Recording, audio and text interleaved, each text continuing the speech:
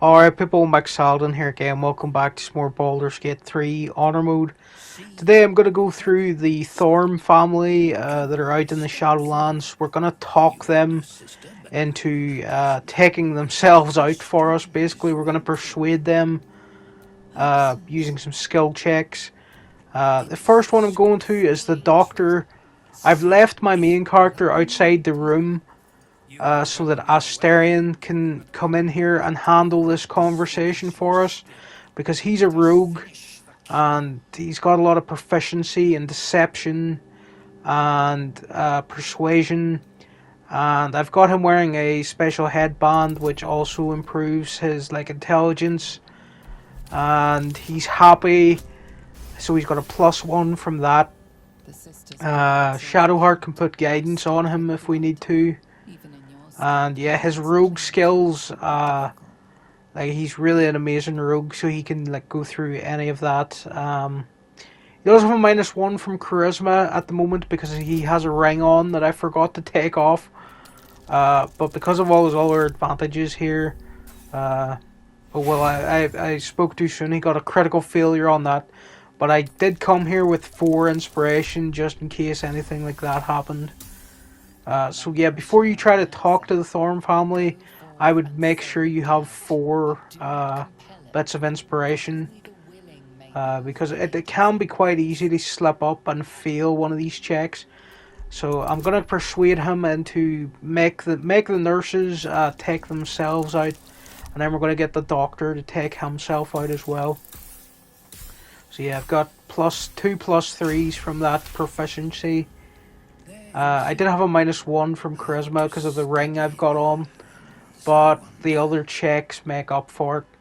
So always just go through your options and check which one has the most highest chance of passing. I also have the circle, what do you call it? The circle necklace that the mushroom people down in the Underdark give you, the Myconid colony. Which helps you have a +2 on persuasion. I've also got it. So we've got rid of the nurses, and I've also got favourable beginnings for Asterion at this point, I'm pretty sure, so he could use that as well. But yeah, we're just completely smashing these skill checks because of how good Asterion is at talking to people. And he's also got all my best gear for talking.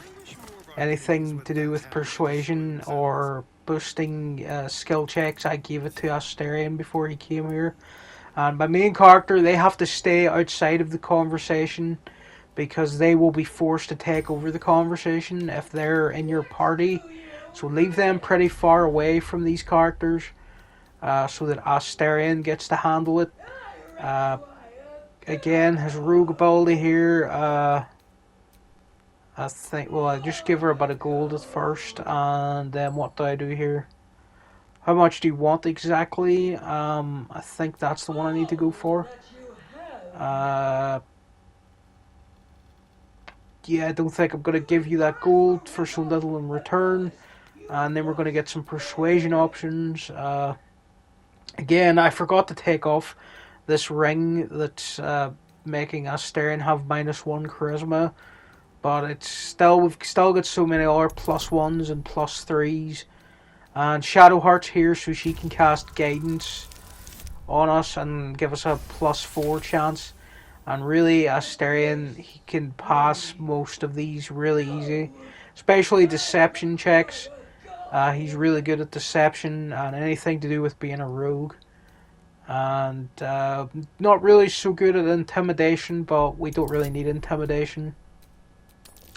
So yeah, we're just going to deal with this -1 from charisma.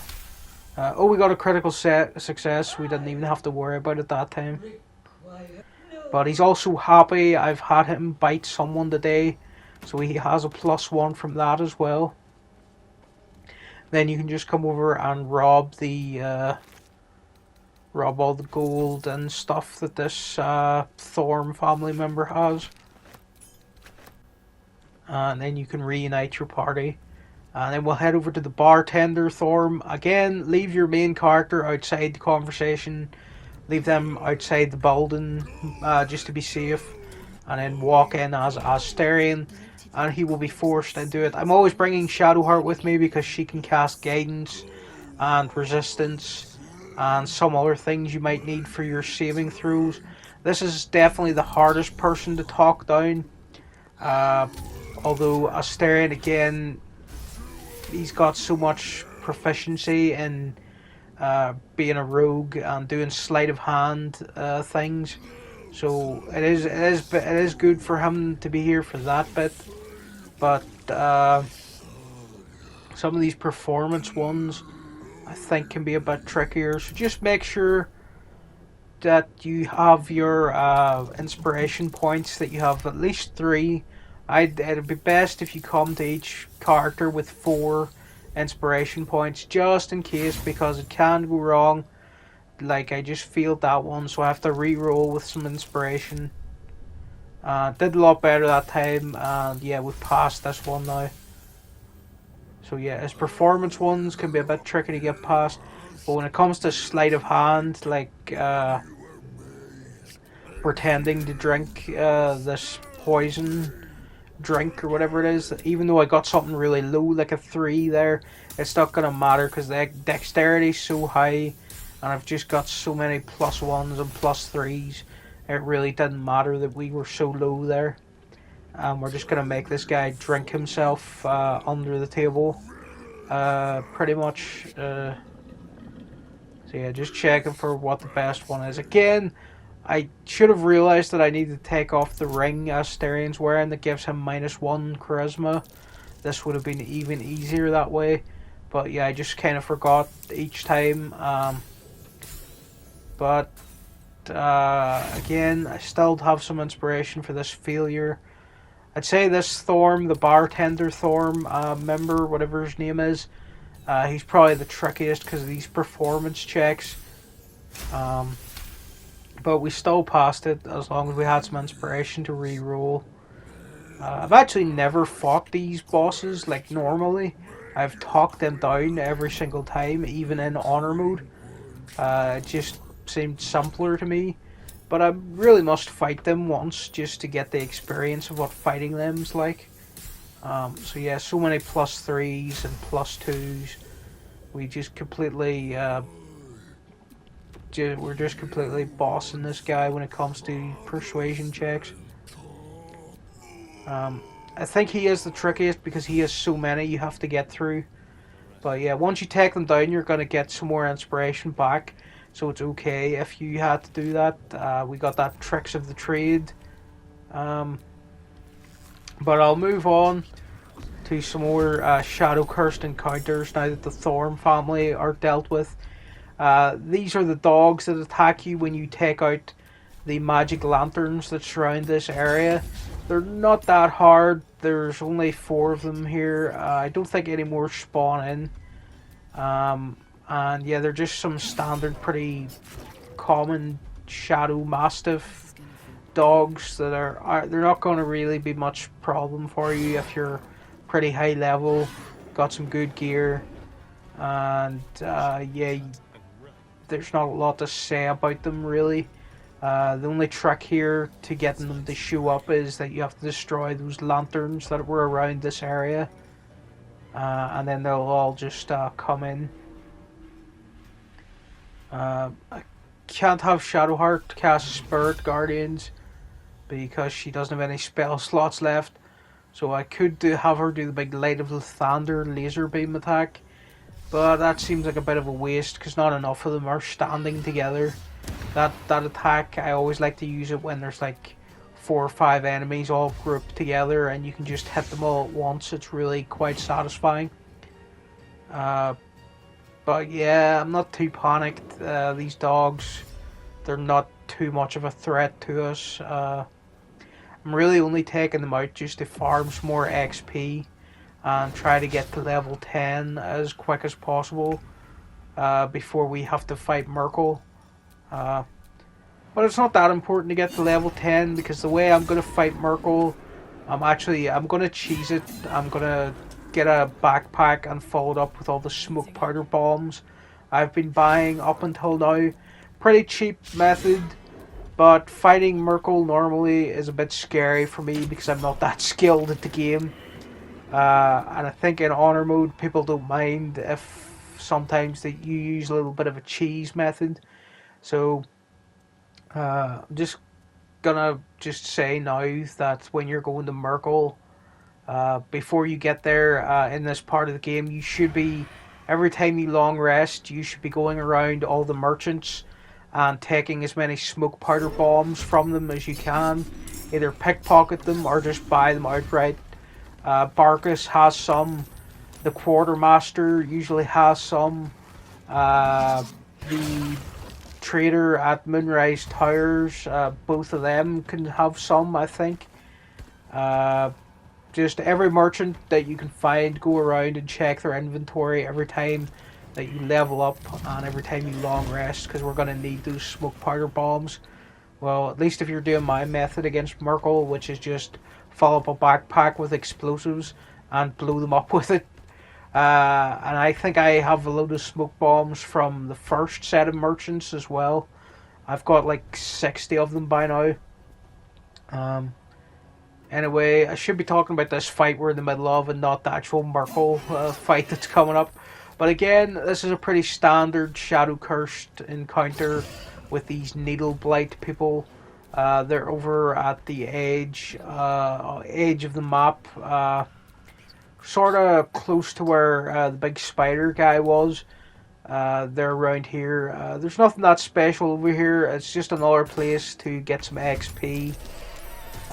These guys blew up, of course, so don't be standing too close to them if you can help it. I like to be in stealth over on this little ledge. Maybe I should use Lathander, the big laser beam this time. There's quite a few of them standing together. I'll see what this does. This might be a good place to use this. Nice, we took out a few of them. Again, just some decent XP.